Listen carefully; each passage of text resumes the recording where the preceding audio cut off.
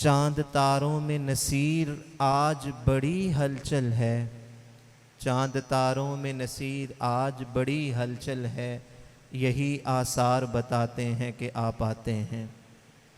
اللہ جل وعلا کی حمد و ثنا حضور نبی رحمت شفیع امت احمد مجتبیٰ حضرت محمد مصطفیٰ صلی اللہ تعالیٰ علیہ وسلم کی بارگاہ میں درود و سلام کا نذرانہ پیش کرنے کے بعد جو آیت کریمہ میں نے آپ کے سامنے تلاوت کرنے کا شرف حاصل کیا، اللہ تبارک و تعالیٰ نے اس میں ارشاد فرمایا، قُلْ بِفَضْلِ اللَّهِ وَبِرَحْمَتِهِ فَبِذَلِكَ فَلْيَفْرَحُوا۔ اللہ اپنے نبی سے فرما رہا ہے، اے نبی آپ فرما دیجئے، اے نبی آپ فرما دیجئے۔ اللہ خود بھی کہہ سکتا ہے، لیکن یہ محبت کا ایک انداز ہے۔ اللہ کو اپنے نبی سے اتنی محبت ہے کہ اللہ یہ پسند کرتا ہے کہ بات میری ہو، زبان میرے مصطفیٰ کی ہو۔ اللہ اپنی بات حضور علیہ السلام کی زبان سے سننا پسند فرماتا ہے۔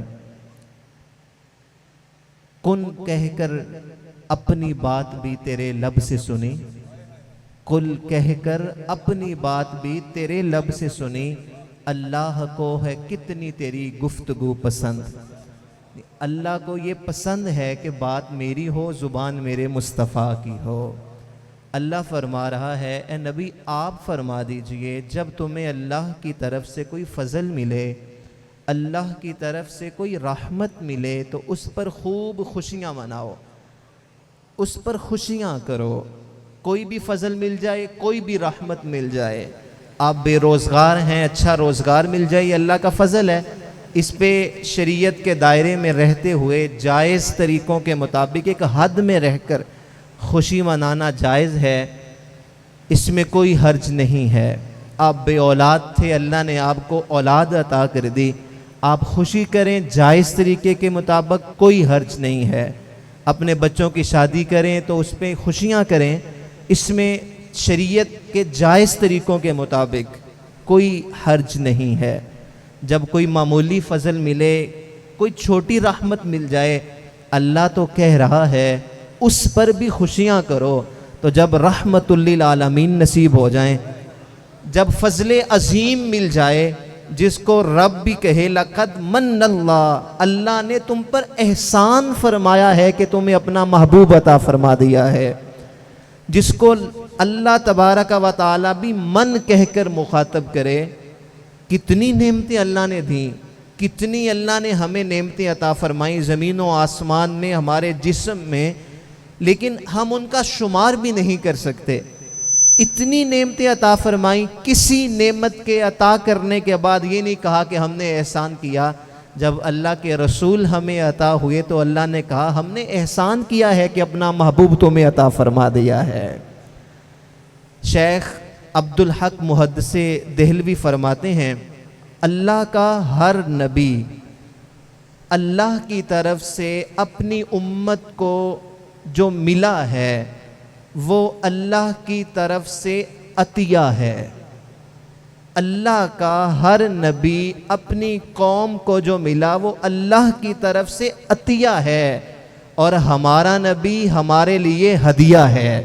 وَالْعَطِيَّةُ لِلْمُحْتَاجِينَ وَالْهَدِيَّةُ لِلْمَحْبُوبِينَ، مزید فرماتے ہیں عطیہ محتاجوں کو دیا جاتا ہے اور ہدیہ محبوبوں کو دیا جاتا ہے۔ اللہ نے ہمیں اپنا محبوب عطا فرمایا، کہا بِفَضْلِ اللَّهِ وَبِرَحْمَتِهِ فَبِذَلِكَ فَلْيَفْرَحُوا۔ تمہیں چاہیے کہ اس نعمت کے ملنے پر خوب خوشیاں منایا کرو۔ اور الحمدللہ 1 یا 2 دن کے بعد وہ ماہ مبارک تشریف لانے والا ہے کہ جس میں اللہ کے محبوب علیہ السلام دنیا میں تشریف لائے، اور اس دفعہ تو مزید دھوم اور دھام سے منانا ہے۔ ہمارے شیخ طریقت نے توجہ دلوائی کہ اس دفعہ حضور علیہ السلام کا 1500 سالہ جشن ولادت آ رہا ہے، 1500 سالہ جشن ولادت، اور آپ تو خوش نصیب ہیں اور بلکہ مقدر کے سکندر ہیں کہ 1500 سالہ جشن ولادت آپ سرکار کے قدموں میں منانے جا رہے ہیں۔ ماہ میلاد حضور علیہ الصلوۃ والسلام کے قدموں میں، جن کا میلاد ہے ان آقا کے قدموں میں منانے جا رہے ہیں۔ اللہ فرما رہا ہے ہم نے اپنا محبوب تمہیں دیا، فَلْيَفْرَحُوا، اس پر خوشیاں کرو۔ اب لوگ اعتراض بھی کرتے ہیں، سوالات بھی ہوتے ہیں، کیا صحابہ نے ایسا کیا تھا؟ کیا اللہ کے رسول صلی اللہ علیہ وسلم نے ایسا کیا تھا؟ اللہ کے محبوب علیہ الصلوۃ والسلام ہر پیر کو روزہ رکھا کرتے تھے۔ پوچھا گیا حضور کیوں رکھتے ہیں؟ فرمایا اسی دن اللہ نے مجھے پیدا کیا تھا۔ حضور علیہ السلام اپنا میلاد خود منا رہے ہیں، اور آپ کیا سمجھتے ہیں جو صحابہ حضور علیہ الصلوۃ والسلام کا مبارک لعاب زمین پر گرنے نہیں دیتے تھے، ہاتھوں میں لے کے چہروں میں مل لیتے تھے، کیا وہ میلاد منانے میں پیچھے رہے ہوں گے؟ کیا وہ آنے کی خوشی منانے میں پیچھے رہے ہوں گے؟ ان کی محبت کا معیار اور عالم تو یہ تھا کہ جناب فاروق اعظم رضی اللہ تعالیٰ عنہ طواف کرتے کرتے رکے، حجر اسود کو مخاطب کر کے کہا اے حجر اسود کسی خوش فہمی میں نہ رہنا کہ تجھے عمر اس لیے چوم رہا ہے کہ تو جنت سے آیا ہے۔ آپ انشاءاللہ ابھی جائیں گے دیکھیں گے، اور جو خوش نصیب ہو کر آئے ہیں ان کی نگاہوں میں تو وہ منظر آ چکا ہوگا کہ وہاں آپ کو سروں کا سمندر نظر آتا ہے۔ انسان اپنی اکلوتی اولاد کو چومنے کے لیے اتنا بیتاب نہیں ہوتا جتنا اس پتھر کو چومنے کے لیے بیتاب ہوتا ہے۔ اس پتھر کو چومنے کے لیے انسان لپک رہا ہوتا ہے۔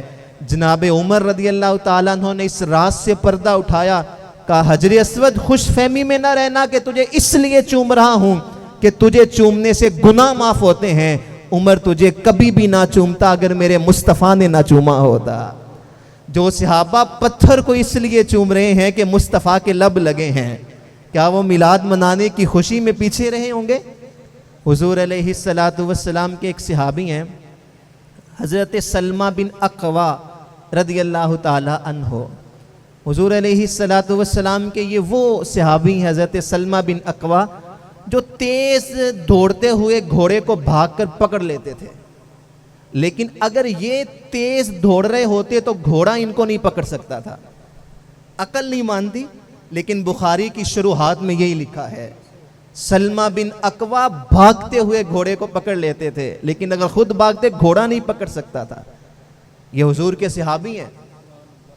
ہم ایک جگہ پہ رکیں، پھر نشانہ باندھیں، پھر تیر جو ہے وہ کمان میں ڈال کے چھوڑتے ہیں تاکہ نشانہ لگے۔ سلمہ بن اقوا دوڑتے دوڑتے تیر چھوڑتے تھے، جا کے نشانے پہ لگتا تھا۔ یہ حضور علیہ الصلوۃ والسلام کے صحابی ہیں سلمہ بن اقوا رضی اللہ تعالی عنہ۔ مدینہ المنورہ میں آتے تو ایک ستون کے ساتھ کھڑے ہو کر نماز پڑھتے۔ مدینہ المنورہ مسجد نبوی میں مختلف ستون ہیں، اور ہر ایک ستون کی ایک تاریخ ہے، اس کا ایک نام ہے، اس کے پیچھے ایک ہسٹری ہے، لیکن حضرت سلمہ بن اقوا اسی ستون کے پاس کھڑے ہو کر نماز پڑھتے، کسی اور کے پاس نہ جاتے۔ انہیں پتا تھا کہ مسجد نبوی میں ایک نماز پڑھیں گے تو 50,000 نمازوں کا ثواب ہے، آپ کہیں بھی پڑھ لیں اتنا ہی ثواب ہے۔ اگر کوئی اس ستون کے پاس نماز پڑھ رہا ہوتا تو پیچھے انتظار کرتے، جب وہ پڑھ کر چلے جاتے پھر جا کے وہاں نماز پڑھتے۔ صحابہ نے پوچھا سلمہ بن اقوا تو اسی ستون کے پاس نماز کیوں پڑھتا ہے؟ تو حضرت سلمہ کہنے لگے لا ادری، مجھے نہیں پتا کہ میں یہاں نماز کیوں پڑھتا ہوں۔ انہوں نے اصرار کیا حضرت اصحابک النجوم، حضور نے فرمایا ہے آپ کا عمل دوسروں کے لیے ہدایت کا سبب ہے، لوگ دیکھیں گے تو یہی عمل کرنا شروع کریں گے، آپ اس کے پیچھے کی حکمت اور وجہ تو بتائیں، آپ اسی ستون کے پاس نماز کیوں پڑھتے ہیں؟ انہوں نے کہا مجھے اس کی وجہ تو نہیں پتا کہ میں کیوں پڑھتا ہوں، بس ایک دفعہ میں نے اللہ کے رسول کو یہاں کھڑے ہو کر نماز پڑھتے دیکھا تھا، نماز محبت ادا کر رہا ہوں، کسی کی ادا کو ادا کر رہا ہوں۔ تو جو صحابہ اس ستون کے پاس کھڑے ہو کر نماز پڑھتے تھے جہاں حضور علیہ السلام کے قدم لگے تھے، کیا وہ صحابہ میلاد کی خوشی نہیں مناتے ہوں گے؟ اور اگر آپ کہہ رہے ہیں کہ جو انداز ہمارے ہاں رائج ہے، مل کر بیٹھنا، مل بیٹھ کر حضور علیہ السلام کا تذکرہ نور کرنا، میلاد کرنا، حضور علیہ السلام کے اوصاف کا بیان کرنا، تو یہ بھی صحابہ نے کیا ہے۔ صحیح مسلم کی روایت ہے حضور علیہ السلام کے چند صحابہ باہر بیٹھے تھے، تو حضور علیہ السلام اپنے حجرے سے باہر تشریف لائے مسجد نبوی میں۔ حضور علیہ السلام نے صحابہ سے پوچھا ما اجلسکم، تم یہاں پر کیوں بیٹھے ہو، تمہارا یہاں پر بیٹھنے کا مقصد کیا ہے؟ تو انہوں نے جواب دیا نحن نشکر اللہ ونشکر اللہ علی ما ہدانا لدینہ ومن علیک بک یا رسول اللہ صلی اللہ علیہ وسلم۔ یا رسول اللہ صلی اللہ علیہ وسلم، اللہ نے آپ کی صورت میں ہمارے اوپر جو احسان کیا ہے ہم اس کا شکر ادا کرنے کے لیے یہاں پر بیٹھے ہیں۔ محفل میلاد میں اور کیا ہوتا ہے؟ یہی ہوتا ہے کہ حضور ہم نے اللہ کا شکر ادا کیا ہے، اللہ نے اپنا پیارا حبیب آپ کی صورت میں ہمیں عطا کر دیا۔ حضور علیہ السلام نے فرمایا صحابہ کیا اس عمل پر تم قسم اٹھا سکتے ہو کہ تم اسی لیے بیٹھے تھے؟ بعض دفعہ قسم قول کی تصدیق کے لیے نہیں لی جاتی، بعض دفعہ قسم قول کی اہمیت کو بڑھانے کے لیے لی جاتی ہے۔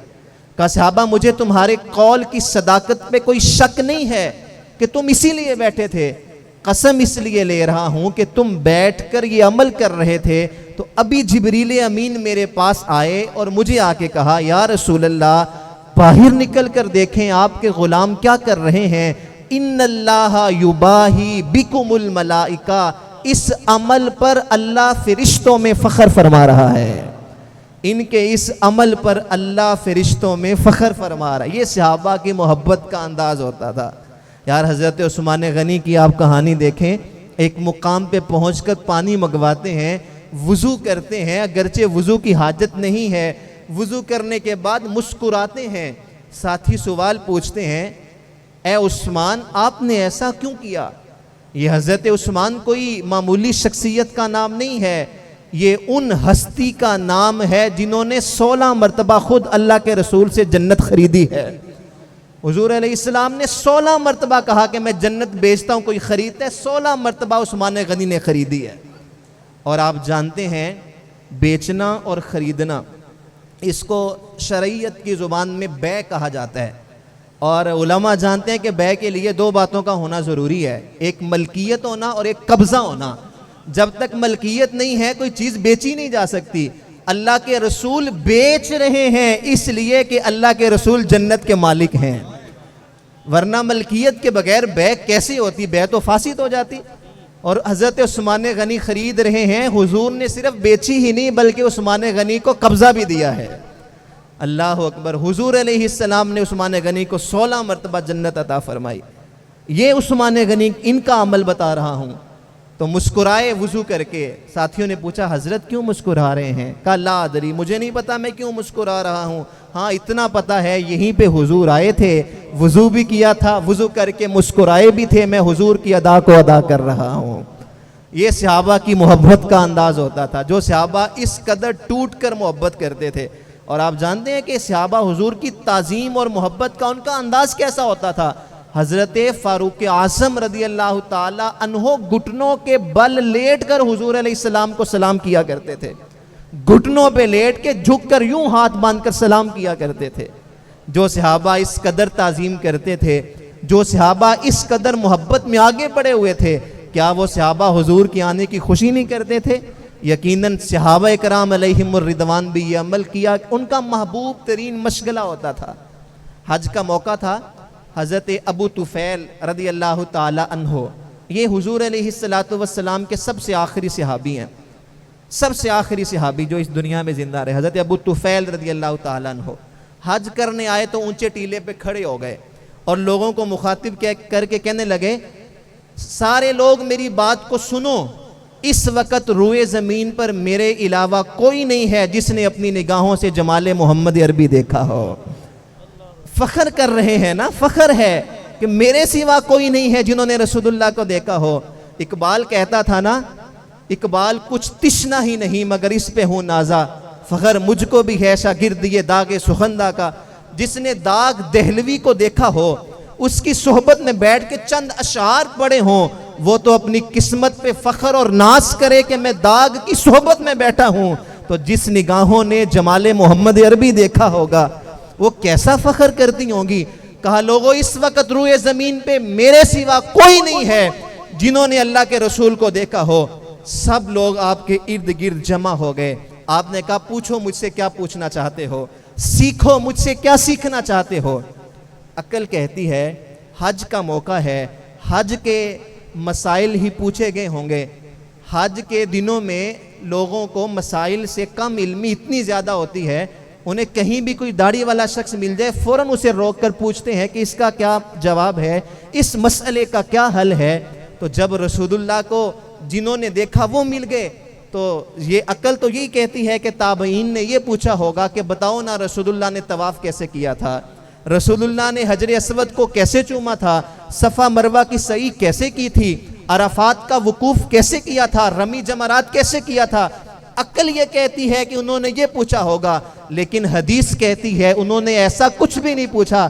انہوں نے کہا میں نے رسول اللہ کو دیکھا ہے، سب ان کے گرد جمع ہو گئے اور جمع ہو کے کہنے لگے اگر تم مل ہی گئے ہو نا کہ تم نے رسول اللہ کو دیکھا ہے، صف لنا رسول اللہ، ہمیں بتاؤ اللہ کے رسول نظر کیسے آتے تھے۔ اب حج کا موقع ہے اور حج کے موقع پر حضور علیہ السلام کی سیرت اور صورت کا بیان ہو رہا ہے، اور اگر میں سنی لہجے میں کہوں تو حج کے موقع پہ حضور علیہ السلام کی محفل میلاد ہو رہی ہے۔ حضرت ابو طفیل سے پوچھا صف لنا، ہمیں بتائیں حضور کیسے تھے۔ آپ نے 3 لفظوں میں حضور علیہ السلام کا پورا نقشہ کھینچ کر لوگوں کے سامنے رکھ دیا۔ 3 ہیں، آسان لفظ ہیں، آپ یاد کرنا چاہیں تو یاد بھی کر سکتے ہیں۔ حضور علیہ السلام کے صحابی سے پوچھا تابعین نے صف لنا، بتاؤ وہ کیسے تھے۔ حضرت ابو طفیل کہنے لگے ابیض ملیحا مقصدا، ابیض ملیحا مقصد۔ ابیض کہا پہلی بات تو یہ سنو اللہ کے رسول گورے اور چٹے رنگ کے مالک تھے، سفید رنگ کے مالک تھے۔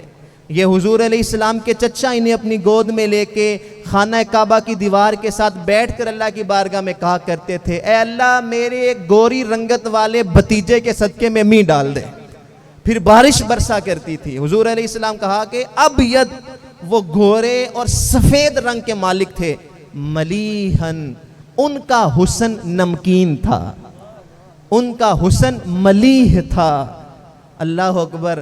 حضور علیہ السلام کی خدمت اقدس میں سوال ہوتا ہے یا رسول اللہ صلی اللہ علیہ وسلم، آپ کا فرمان ہے انا املہ و اخی یوسف اسبہ، میں نمکین حسن والا ہوں جبکہ میرا بھائی یوسف میٹھے حسن والا تھا۔ اور وہاں اس حسن کو دیکھا تو زنان مصر نے اپنی انگلیاں کاٹ دیں۔ یہاں آپ کے حسن کو دیکھ کر ایسا کوئی واقعہ رونما نہیں ہوا، اگرچہ نمکین حسن میں میٹھے حسن کی نسبت کشش زیادہ ہوتی ہے، لیکن وہاں انگلیاں کٹیں، یہاں کوئی واقعہ نہ ہوا، اس کی کیا حکمت ہے؟ حضور علیہ السلام نے فرمایا جمالی مستور ان اعین الناس غیرۃ من اللہ، اللہ نے میرے حسن کو نور کے 70,000 پردوں میں چھپا کے رکھا ہے۔ اللہ نے 70,000 نور کے پردوں میں میرے حسن کو چھپا کے رکھا ہے، ایک بھی اٹھ جائے تو کسی میں دیکھنے کی تاب ہی نہ رہے۔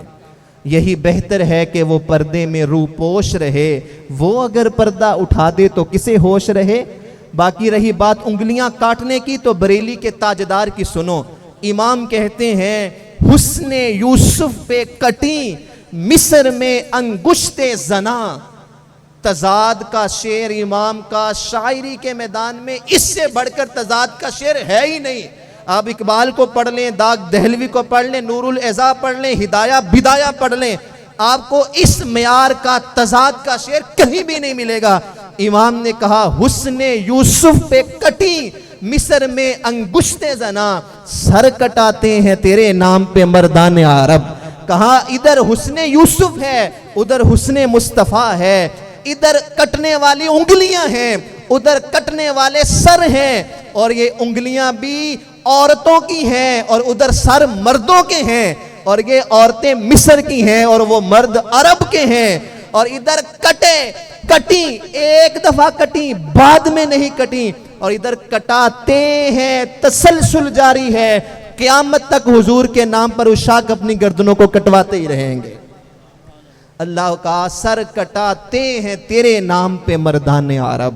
کہا حضور علیہ السلام ملیحن، نمکین حسن والے تھے۔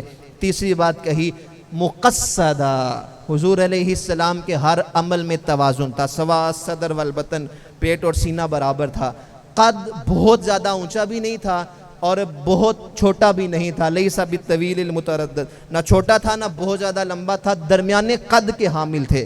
لیکن اس کے باوجود شان اور عظمت یہ تھی، جب بڑے بڑے قد کے حامل صحابہ میں حضور کھڑے ہوتے تو میرے آقا کے مبارک کندھے ان کے سروں سے بھی اونچے نظر آیا کرتے تھے۔ یہ حضور علیہ السلام کا جمال تھا۔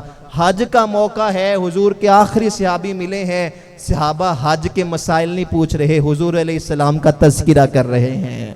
تو یہ تو صحابہ کا محبوب مشغلہ ہوتا تھا، حضور علیہ السلام کا ذکر کرنا اور تذکرہ کرنا۔ اس لیے کسی وسوسے میں آنے کی ضرورت نہیں ہے، بڑھ چڑھ کر حضور علیہ السلام کا میلاد منائیں، اپنے گھروں کو بھی سجائیں، اپنی مساجد کو بھی سجائیں، اپنے محلوں کو بھی سجائیں، اپنے آپ کو، اپنے دلوں کو بھی سجائیں، سج سور کر حضور علیہ السلام کا میلاد منائیں، انشاءاللہ اس کی برکتیں آپ کو نصیب ہوں گی۔